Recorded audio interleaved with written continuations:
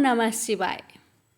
भक्तों, जेठ का महीना और उस पर भी शिव जी का प्रिय सोमवार, यह संयोग स्वयं में एक महापर्व के समान है। कहते हैं जेठ के सोमवार को सच्चे मन से भोलेनाथ का व्रत और जल अभिषेक करने से समस्त दोष शांत होते हैं और शिव की कृपा से जीवन सुख शांति और सिद्धि से भर जाता है। तो आइए बड़े ही श्रद्धा प्रसन्न मन से इस दिव्य कथा का श्रवण करते हैं। भगवान शिव आप सभी भक्तों की सभी मनोकामना को पूर्ण करे। ओम नमः शिवाय। भक्तों, एक बार कैलाश पर्वत पर माता पार्वती ने शिव जी से पूछा, स्वामी, संसार में सबसे उत्तम दान कौन सा है? शिव जी मुस्कुराए और बोले, इस प्रश्न का उत्तर एक अनुभव से ही मिलेगा। चलो आज एक परीक्षा लेते हैं। भगवान शिव एक साधारण ब्राह्मण के रूप धारण करके एक राजा के पास भिक्षा मांगने पहुंचे और राजा ने उन्हें सोने की थाली में भोजन परोसकर दान दिया। शिव जी ने आशीर्वाद दिया और बोले, यह दान अच्छा है पर सबसे उत्तम नहीं। फिर वे एक सेठ के पास गए। सेठ ने 1000 स्वर्ण मुद्राएं दान में दी। शिव जी मुस्कुराए और बोले, यह भी महान है पर सर्वोत्तम नहीं। आखिर में वे एक गरीब वृद्धा के घर पहुंचे। वृद्धा के पास केवल एक रोटी थी जिसे वह 2 दिनों से बचा कर रख रही थी। शिव जी ने भिक्षा मांगी तो उसने बिना कुछ सोचे वह रोटी दे दी और बोली, बाबा, यही मेरे पास है पर आपको देखकर मन भर गया।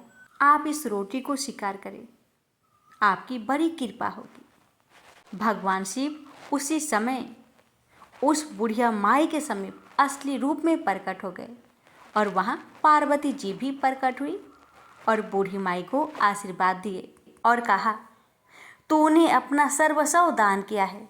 यही स्वात्विक दान है जो सबसे श्रेष्ठ है।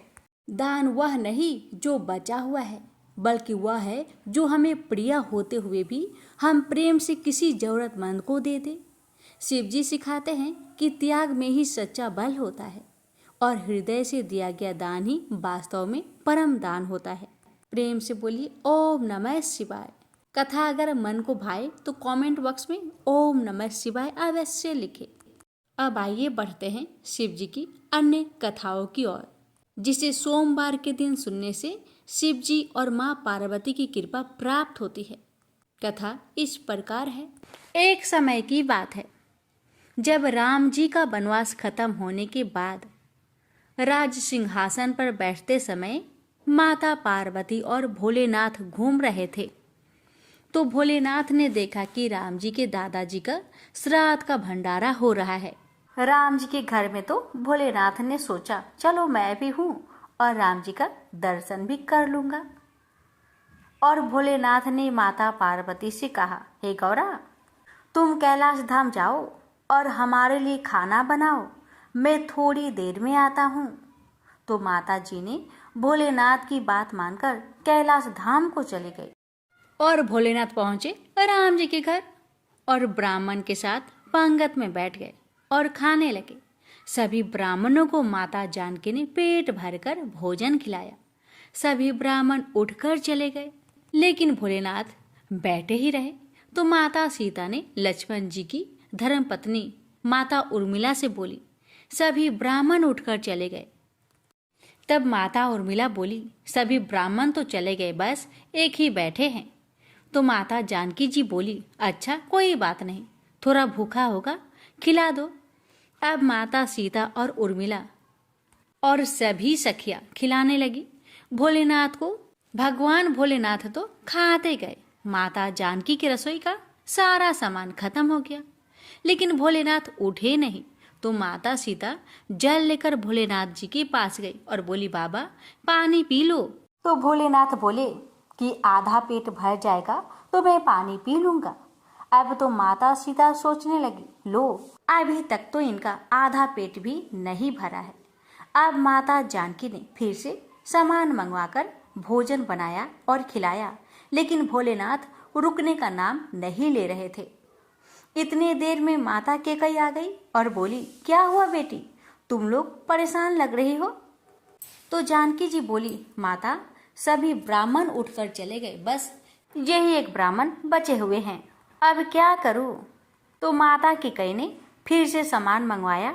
इतने में भोलेनाथ ने आवाज लगाई, लेते आओ माता, जोर की भूख लगी है। तो माता जानकी जी बोली, बाबा अभी तो आटा साने हैं, थोड़ा पूरी पका लेने दो, फिर लेकर आते हैं। तब भोलेनाथ बोले, आटा ही लेते आओ। अब तो भोलेनाथ ने सब आटा, दाल, चावल सभी सामग्री को रसोई घर में जाने से पहले ही बोरी को ही खत्म कर देते थे। माता सीता हार कर दौड़ी दौड़ी राम जी के पास गई। तो राम जी बोले, क्या हुआ जानकी, इतने परेशान क्यों हो। तो माता सीता बोली, सभी ब्राह्मण उठकर चले गए, लेकिन एक ब्राह्मण बैठे रह गए, जो सब भंडार को ही खाली कर दिए। राशन मंगवा कर लाए तो रसोई में जाने से पहले ही बोरी को खत्म कर देते हैं। तो राम जी बोले, चलो मैं भी देखता हूँ कि कौन है। राम जी गए तो देखते ही पहचान गए कि ये तो मेरी भोलेनाथ है। राम जी ने मन ही मन भोलेनाथ जी को प्रणाम किया और बोले, जानकी इनको कोई खिला नहीं सकता, इनको तो बस अन्नपूर्णा ही खिला सकती है। और राम जी ने मन ही मन माता पार्वती को बुलाया। माता जी प्रकट होकर बोली, क्या हुआ राम, आपने मुझे याद किया। तो राम जी बोले, माता ये बाबा तो उठने का नाम ही नहीं ले रहे हैं, जरा देखिए तो माता। तो माता पार्वती ने कहा, इन्होंने तो कहा था कि पार्वती तुम कैलाश पर खाना बनाओ, दोनों साथ में खाएंगे, और स्वामी यहाँ खा रहे हैं। तो माता पार्वती जी ने अपने हाथों से लड्डू बनाए और एक लड्डू भोलेनाथ जी के थाली में रख दिया। भोलेनाथ खाने लगे। अब तो भोलेनाथ खाते गए, लेकिन लड्डू खत्म नहीं हो रहा था, और ये तो जाना पहचाना लड्डू लग रहा है। भोलेनाथ ने अभी तक माता सीता के मुख पर नजर नहीं डाले थे। इस बार नजर उठाया तो देखा सामने माथे पर लाल बिंदी लगाई अन्नपूर्णा पार्वती खड़ी है। माता बोली, और कितने रख दो। भोलेनाथ बोले, बस हो गया। भोलेनाथ उठ गए। राम सीता ने भोलेनाथ और माता पार्वती जी की बहुत ही स्वागत किया। तो भोलेनाथ प्रसन्न होकर माता जानकी जी को बोले, अखंड सौभाग्यवती होने का वरदान दिया और अंतर ध्यान हो गए। प्रेम से बोलिए, जय भोलेनाथ, जय माता अन्नपूर्णा की। प्रेम से बोलिए, सीताराम की जय। किसी नगर में एक धनी व्यापारी रहता था। दूर दूर तक उसका व्यापार फैला हुआ था। नगर के सभी लोग उस व्यापारी का सम्मान करते थे। इतना सब कुछ संपन्न होने के बाद भी वह व्यापारी बहुत दुखी था, क्योंकि उसका कोई पुत्र नहीं था, जिस कारण अपने मृत्यु के पश्चात व्यापार के उत्तराधिकारी की चिंता उसे हमेशा सताती रहती थी।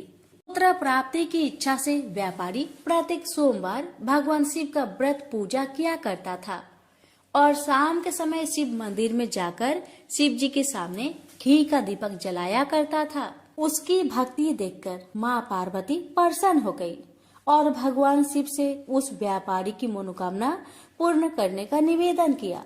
भगवान शिव बोले, इस संसार में सबको उसके कर्म के अनुसार फल की प्राप्ति होती है। जो प्राणी जैसा कर्म करते हैं उन्हें वैसा ही फल प्राप्त होता है। शिव जी द्वारा समझाने के बावजूद माँ पार्वती नहीं मानी और उस व्यापारी की मनोकामना पूर्ति हेतु वे शिव जी से बार बार अनुरोध करती रही। अंततः माता के आग्रह को देखकर भगवान भोलेनाथ को उस व्यापारी को पुत्र प्राप्ति का वरदान देना पड़ा। वरदान देने के पश्चात भोलेनाथ माँ पार्वती से बोले, आपके आग्रह पर मैंने पुत्र प्राप्ति का वरदान तो दे दिया, परंतु इसका यह पुत्र 16 वर्ष से अधिक समय तक जीवित नहीं रहेगा। उसी रात भगवान शिव उस व्यापारी के स्वप्न में आए और उसे पुत्र प्राप्ति का वरदान दिया और उसके पुत्र की 16 वर्ष तक जीवित रहने की भी बात बताई। भगवान के वरदान से व्यापारी को खुशी तो हुई, लेकिन पुत्र की अल्पायु की चिंता ने उस खुशी को नष्ट कर दिया। व्यापारी पहले की तरह सोमवार के दिन भगवान शिव का विधिवत व्रत करता रहा। कुछ महीनों के बाद उसके घर एक अति सुंदर बालक ने जन्म लिया और घर में खुशियां ही खुशियां भर गई। बहुत धूमधाम से पुत्र जन्म का समारोह मनाया गया, परंतु व्यापारी को पुत्र जन्म की अधिक खुशी नहीं हुई, क्योंकि उसे पुत्र की अल्प आयु के रहस्य का पता था। जब पुत्र 12 वर्ष का हुआ तो व्यापारी ने उसे उसके मामा के साथ पढ़ने के लिए बनारसी भेज दिया। लड़का अपने मामा के साथ शिक्षा प्राप्त हेतु चल दिया। रास्ते में जहाँ भी मामा भांजे विश्राम हेतु रुकते, वहीं यज्ञ करते और ब्राह्मणों को भोजन कराते। लंबी यात्रा के बाद मामा भांजे एक नगर में पहुँचे। उस दिन नगर के राजा की कन्या का विवाह था, जिस कारण पूरे नगर को सजाया गया था। निश्चित समय पर बारात आ गई, लेकिन वर का पिता अपने बेटे के एक आंख से काने होने के कारण बहुत चिंतित था।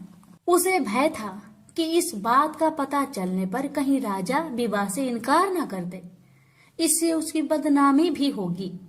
जब वर के पिता ने व्यापारी के पुत्र को देखा तो उसके मस्तिष्क में एक विचार आया।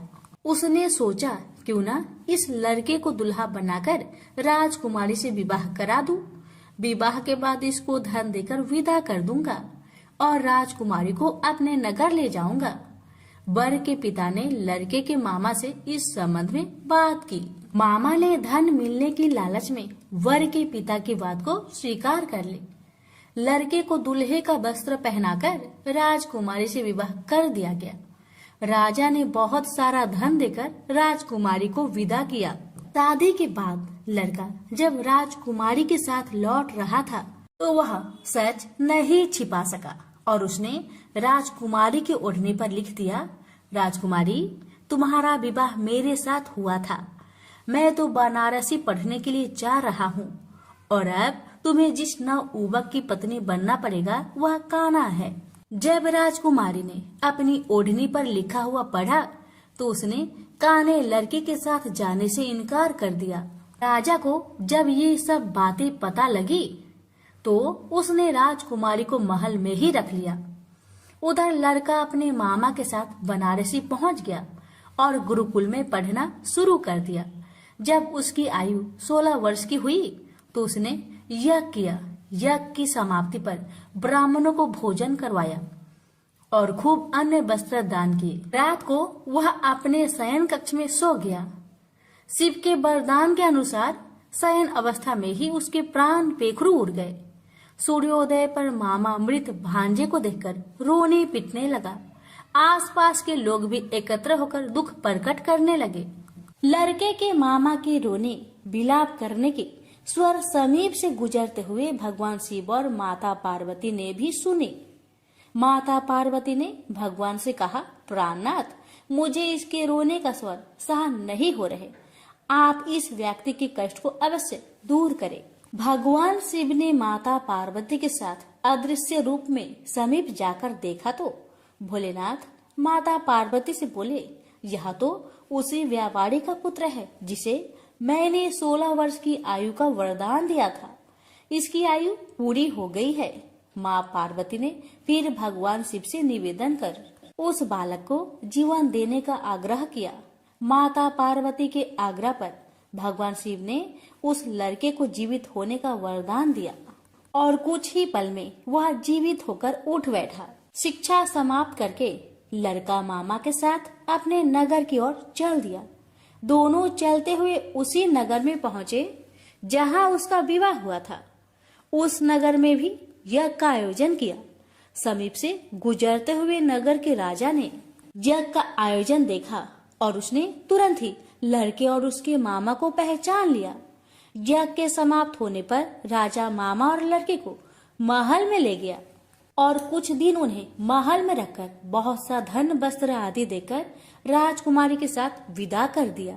इधर भूखे प्यासे रहकर व्यापारी और उसकी पत्नी बेटे की प्रतीक्षा कर रहे थे। उन्होंने प्रतिज्ञा कर रखी थी कि यदि उन्हें अपने बेटे की मृत्यु का समाचार मिला तो दोनों अपने प्राण त्याग देंगे।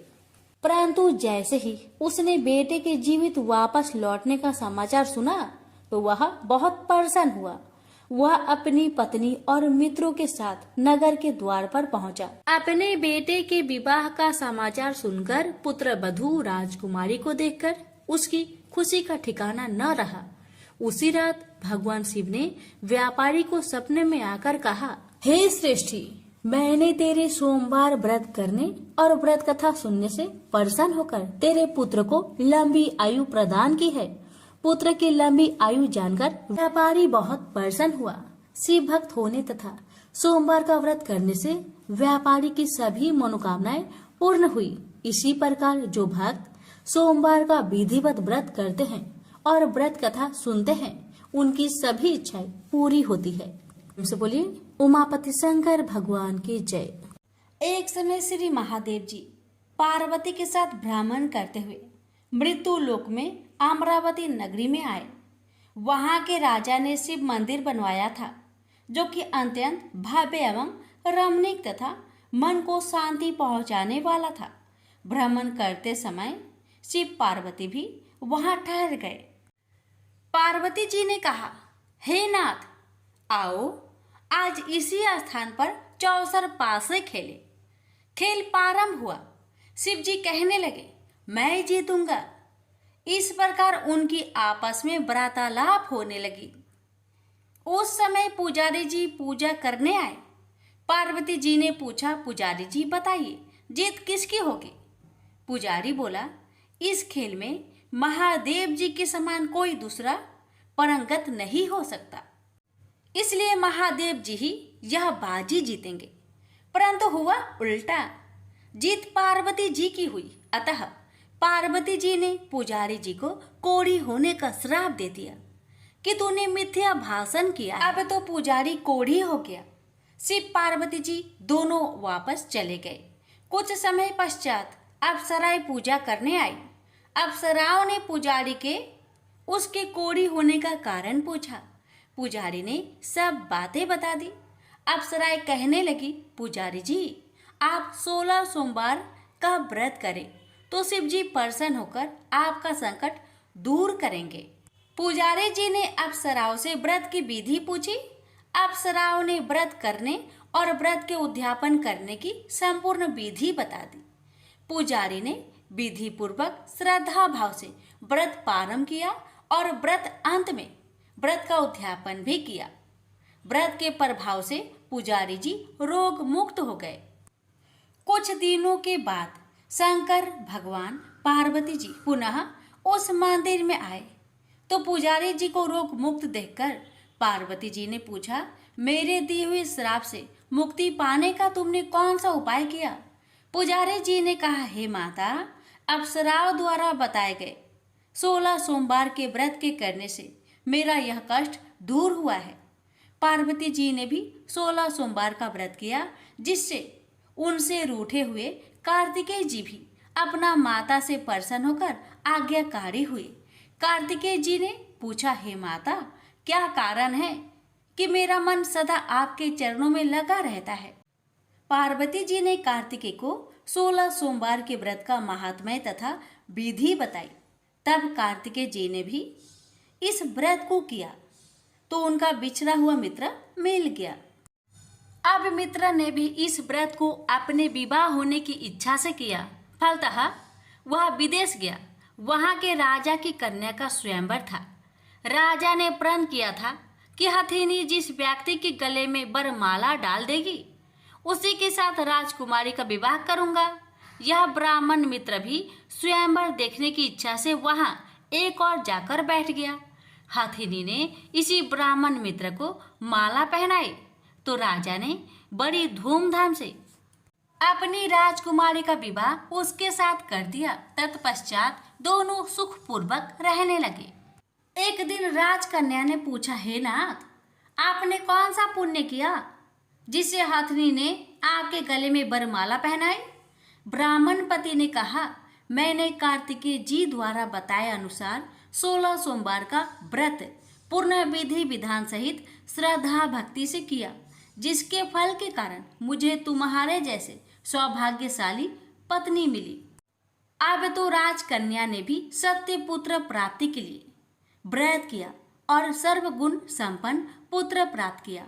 बड़े होकर पुत्र ने भी राज्य प्राप्ति की कामना से 16 सोमवार का व्रत किया।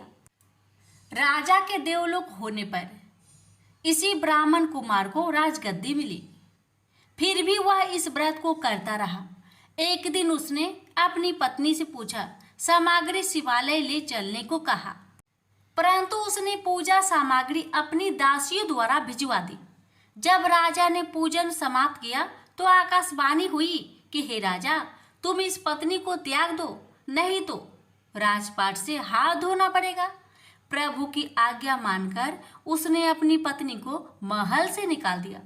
तब वह अपने भाग्य को कोसती हुई एक बुढ़िया के पास गई और अपना दुखड़ा सुनाया। तभी बुढ़िया को बताया, मैं पूजन सामग्री राजा के कहे अनुसार शिवालय में नहीं ले गई और राजा ने मुझे निकाल दिया। बुढ़िया ने कहा, तुझे मेरा काम करना पड़ेगा। उसने स्वीकार कर लिया। तब बुढ़िया ने सूत की गठरी उसके सिर पर रखी और बाजार भेज दिया। रास्ते में आंधी आई तो सिर पर रखी गठरी उड़ गई। बुढ़िया ने डांट कर उसे भगा दिया। अब रानी बुढ़िया के यहाँ से चलते चलते एक आश्रम में पहुंची। गोसाई जी उसे देखते ही समझ गए कि यह उच्च घराने की अबला विपत्ति की मारी है। वे उसे धैर्य बंधाते हुए बोले, बेटी तू मेरे आश्रम में रह, किसी प्रकार की चिंता मत कर। रानी आश्रम में रहने लगी, परंतु जिस वस्तु को वह हाथ लगाती वह वस्तु खराब हो जाती। यह देखकर गोसाई जी ने पूछा, बेटी किस देव के अपराध से ऐसा होता है? रानी ने बताया कि मैंने अपने पति की आज्ञा का उल्लंघन किया और शिवालय में पूजन के लिए नहीं गई। इससे मुझे घोर कष्ट उठाने पड़ रहे हैं। गोसाई जी ने शिव जी से उसके कुशल क्षेम के लिए प्रार्थना की और कहा, बेटी तुम 16 सोमवार का व्रत विधि के अनुसार करो। तब रानी ने विधि पूर्वक व्रत पूर्ण किया। व्रत के प्रभाव से राजा को रानी की याद आई और दूतों को उसकी खोज में भेजा। आश्रम में रानी को देख दूतों ने राजा को बताया। तब राजा ने वहां जाकर गोसाई जी से कहा, महाराज यह मेरी पत्नी है, मैंने इसका परित्याग कर दिया था, कृपया इसे मेरे साथ जाने की आज्ञा दें। शिव जी की कृपा से प्रति वर्ष 16 सोमवार का व्रत करते हुए वे आनंद से रहने लगे और अंत में शिवलोक को प्राप्त हुए। प्रेम से बोलिए हर हर महादेव, माता पार्वती की जय। ओम नमः शिवाय। काल के भक्तों में कांवड़ यात्रा का विशेष महत्व है। हर साल श्रावण मास में असंख्य कांवड़िया धार्मिक स्थलों से गंगा जल से भरी कांवड़ लेकर पद यात्रा करके अपने गांव वापस लौटते हैं। इसी सफर को कांवड़ यात्रा बोला जाता है। ऐसे ही महाकाल के एक भक्त भोला राम ने सावन माह के प्रथम सप्ताह हरिद्वार से जल लेकर बाबा विश्वनाथ वाराणसी की तरफ पैदल यात्रा प्रारंभ करने का प्रण किया। यह कांवड़ यात्रा आज तक की सबसे लंबी दूरी की यात्रा बनने वाली थी। भोला राम के इस ऐलान से आसपास के गांव में खलबली मच गई, क्योंकि भोला राम शारीरिक तौर पर ज्यादा मजबूत नहीं था, लेकिन फिर भी उसने इतना बड़ा संकल्प कर लिया था कि जहां बड़े बड़े भक्त घुटने टेक दे। भोला राम के परिवार वाले उसे समझाते कि बहुत कोशिश करते हैं, लेकिन भोला राम का संकल्प अटूट था। उसने ठान लिया था कि अब उसका कोई साथ दे या ना दे, वह कांवड़ लेकर अकेला ही जाएगा। भोला राम की कांवड़ सजाने के लिए कई गांव के लोग उपस्थित हुए थे। सभी भोला राम का उत्साह बढ़ाते हैं। हालांकि भोला राम को अपने महाकाल पर पूर्ण विश्वास था, इसलिए वह इस कांवड़ यात्रा के संकल्प को छोटा ही समझ रहा था। दरअसल वह पहली बार महाकाल की कांवड़ यात्रा में हिस्सा लेने जा रहा था और उसे अंदाजा भी नहीं था कि इस सफर में कितनी परेशानियां होने वाली है। भोलाराम अगली सुबह अपनी कांवड़ यात्रा अकेले ही प्रारंभ करता है। आसपास के गांव से कई भक्त भोलाराम को देखने पहुंचे थे। लेकिन कोई उसके साथ यात्रा में जाने को तैयार नहीं था, क्योंकि सभी भोला राम के संकल्प की कठिनाई को भली भांति समझ रहे थे। भोला राम धीरे धीरे कदम बढ़ाने लगता है। भोला राम की कांवर का वजन लगभग 70-10 किलो अधिक था। भोला राम कुछ ही दूर आया था कि महाकाल उसकी परीक्षा लेना शुरू कर देते हैं। भोला राम की कांवर से पानी टपकने लगता है। भोला राम पानी की मटकियों को चेक करता है तो उसे एक मटकी में छोटा सा छेद दिखाई देता है। भोला राम मटकी का छेद बंद करने की बहुत कोशिश करता है, लेकिन उसके पास ऐसी कोई वस्तु नहीं होती जिससे पानी की धार रोकी जा सके। वह महाकाल का नाम लेकर आगे बढ़ने लगता है। अचानक उसे रास्ते में एक मजदूर दिखाई देता है जो रोड बनाने का काम में लगा हुआ था, और वह आग के पास खड़ा होकर डामर गर्म कर रहा था। भोला राम को तुरंत तकलीफ सूझी। वह मजदूर के पास जाकर थोड़ा सा डामर लेकर मटकी के छेद में लगा देता है, और डामर लगते ही पानी टपकना बंद हो जाता है। भोला राम मजदूर को धन्यवाद देते हुए आगे बढ़ जाता है। समस्या का समाधान होते ही भोला राम का उत्साह दुगना हो गया था और उसकी यात्रा की गति बहुत बढ़ चुकी थी। 4 घंटों की यात्रा होते ही भोला राम बहुत थक जाता है और रोड के किनारे एक पेड़ के पास बैठ जाता है। भोला राम अपने साथ कुछ खाने पीने की सामग्री रखकर लाया था, जिसे निकालकर वह खाने लगता है। खाना खाने के बाद भोला राम को नींद आ जाती है। वह पेड़ से टिककर सो जाता है। उसी सड़क से 2 राहगीर गुजर रहे होते हैं। अचानक उनकी नजर भोला राम पर पड़ती है। वह पेड़ से टिका हुआ सो रहा था और उसके बगल में एक थैला और कांवर रखी होती है। ये दोनों राहगीर आदतन अपराधी थे। भोला राम का थैला चोरी करने का विचार से दोनों उसकी तरफ बढ़ने लगते हैं। भोला राम के थैले में कुछ पैसे और उसके यात्रा में उपयोग होने वाली जरूरी वस्तुएं रखी हुई थी। दोनों राहगीर जैसे ही भोला राम का थैला उठाते हैं, सच से उनके पांव कांपने लगते हैं, क्योंकि थैला उठाते ही भोला राम के सर के ऊपर एक बहुत विशाल सांप फन फैलाए खड़ा हो जाता है। सांप को देखते ही थैला छोड़कर दोनों दुम दबाकर भाग जाते हैं। भोला राम को सोते हुए पूरी रात गुजर जाती है। उसे इस घटना की भनक तक नहीं लगती, और जैसे ही वह सुबह उठकर देखता है कि उसका थैला थोड़ा दूर पड़ा है, उसे समझ में आ जाता है कि किसी ने चोरी करने की कोशिश की थी। लेकिन उसे ताज्जुब होता है कि चोरों ने थैला छोड़ क्यों दिया था। भोला राम तुरंत थैले में अपना सामान देखता है। उसे सभी चीजें व्यवस्थित मिलती है। वह अपनी नित्य क्रिया करके कांवड़ यात्रा पुनः प्रारंभ कर देता है। भोला राम को महाकाल की यात्रा में आनंद आने लगा था।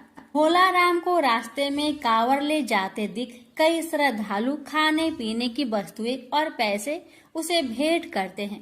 भोला राम को सफर करते हुए 8 दिन गुजर चुके थे और अभी तक उसने आधा ही सफर तय किया था।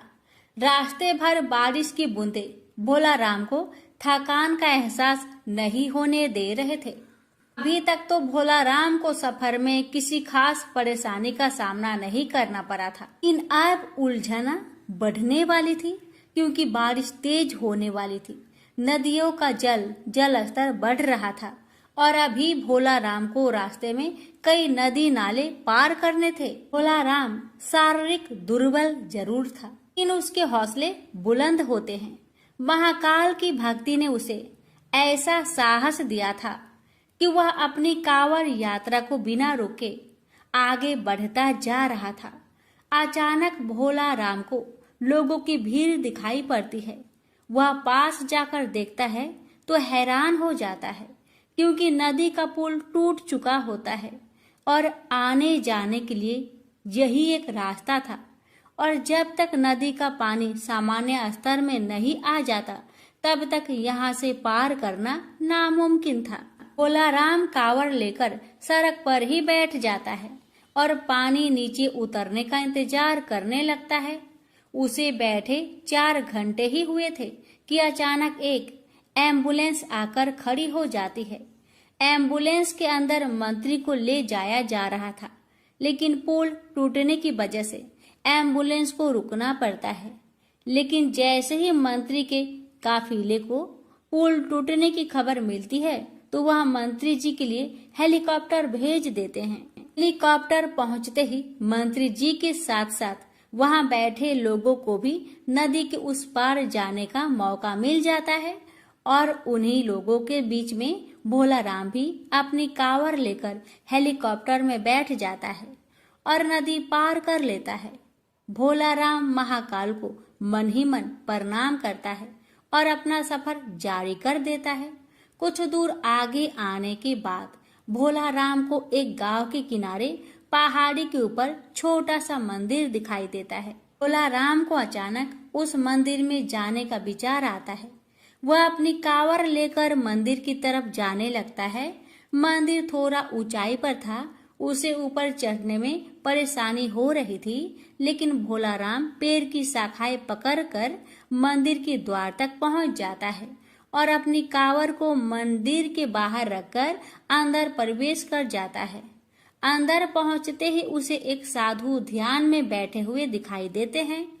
भोला राम की आहट से उनकी आंखें खुल जाती है। वह भोला राम को उसके नाम से बुलाते हुए कहते हैं कि भोला राम लाओ पानी मुझे दे दो, मुझे बहुत प्यास लगी है। भोला राम को ताज्जुब होता है कि साधु ये कैसे जानते हैं कि मैं मटकी में जल लाया हूँ। भोला राम तुरंत साधु के सामने हाथ जोड़कर खड़ा हो जाता है और कहता है, बाबा आप तो अंतर्यामी प्रतीत हो रहे हैं। आप तो सब कुछ जानते हैं कि मैं कांवर के लिए पवित्र जल ले जा रहा हूँ, जिसे मैं अपने महाकाल को अर्पित करूँगा, और अगर मैंने यह आपको दे दिया तो मेरे पास वहाँ से जाने के लिए कुछ नहीं बचेगा, और वैसे भी रास्ते में बहुत सारा जल गिर चुका है। मैं क्षमा चाहता हूँ, मैं आपको जल नहीं दे सकता। और इतना कहकर भोला राम मंदिर से बाहर आ जाता है और अपना कांवर लेकर पहाड़ से नीचे उतर जाता है। भोला राम कच्चे रास्ते से आगे बढ़ने लगता है। थोड़ी ही दूर उसे एक गांव दिखाई देता है और जैसे ही वह गांव के करीब पहुंचता है, वहां कुछ लोग बैठे होते हैं। सभी भोला राम को कांवर ले जाते देख उसके पास पहुंच जाते हैं। गांव के लोग भोला राम को खाने पीने की वस्तु भेंट करने के लिए आगे आते हैं, लेकिन भोला राम उन्हें रोक देता है और कहता है, अगर आप मुझे कुछ देना ही चाहते हैं तो पीछे पहाड़ी पर एक मंदिर है, वहाँ एक साधु भूखे प्यासे बैठे हैं, कृपया करके उन्हें यह सब भिजवा दीजिए।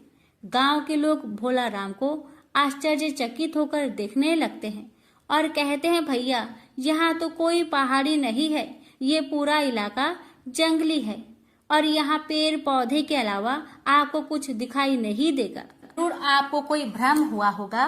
भोला राम सोच में पड़ जाता है और कुछ देर के बाद वह कहता है कि मैं दावे के साथ कह सकता हूँ, यहाँ पहाड़ी में एक मंदिर है, आप सभी मेरे साथ चलिए, मैं आपको दिखाता हूँ। और भोला राम सभी को लेकर पहाड़ी को खोजते हुए चलने लगता है, लेकिन उसे कुछ दूर आते ही एहसास होने लगता है कि वह गलत रास्ते जा रहा है, क्योंकि काफी देर तक चलते हुए उसे पहाड़ी दिखाई नहीं दे रही थी और यह रास्ता भी उसके लिए अनजाना सा लग रहा था। वह गांव वालों से तुरंत कहता है कि आपके गांव आने का इसके अलावा कोई और रास्ता है क्या?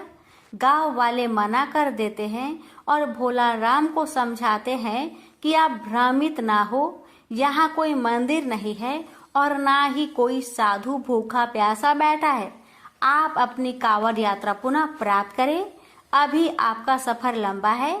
भोला राम वहीं घुटने के बल बैठ जाता है और हाथ जोड़कर महाकाल का आह्वान करके जोर जोर से रोने लगता है और रोते हुए कहता है, महाकाल मैं आपको पहचान नहीं पाया, कृपया मुझे दर्शन दीजिए। मैं जानता हूँ साधु के भेष में आप ही थे। मैं आपके लिए जल लाया हूँ और मैं आपको जल पिलाए बिना यहाँ से नहीं जाऊंगा। और कुछ ही देर में भोला राम के सामने से बड़े बड़े पेड़ों के पीछे अचानक पहाड़ी में मंदिर नजर आने लगता है। गांव के सभी लोग मंदिर को देखकर दंग रह जाते हैं।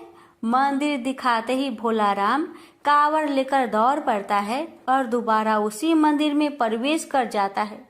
गांव के लोग पहाड़ी के नीचे खड़े होकर महाकाल की महिमा देख रहे होते हैं।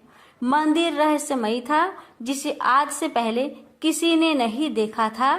भोला राम मंदिर के अंदर पहुंचते ही साधु के सामने अपनी कावड़ रख देता है और साधु भोला राम से कहते हैं, मेरे मस्तक में जल डालो। और जैसे ही भोला राम मटकी से साधु के सर में जल डालता है, अचानक उनके सामने का नजारा बदल जाता है और वह बनारसी की गंगा नदी के किनारे पहुंच चुका होता है।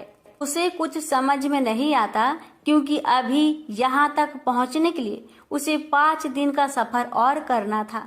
लेकिन यह सफर पलक झपकते ही पूरा हो चुका था। महाकाल की महिमा को वह समझ चुका था। भोला राम की आंखों में आंसू आ जाते हैं और वह गंगा नदी के किनारे महाकाल के ध्यान में बैठ जाता है। भोला राम की कांवड़ यात्रा स्वयं महाकाल ने संपन्न की थी, जिससे भोला राम का जीवन धन्य हो गया था। और उसकी कांवड़ यात्रा पूरी होते ही महाकाल की कहानी गाथा समाप्त हो जाती है। तो प्रेम से बोलिए हर हर महादेव, महाकाल की जय।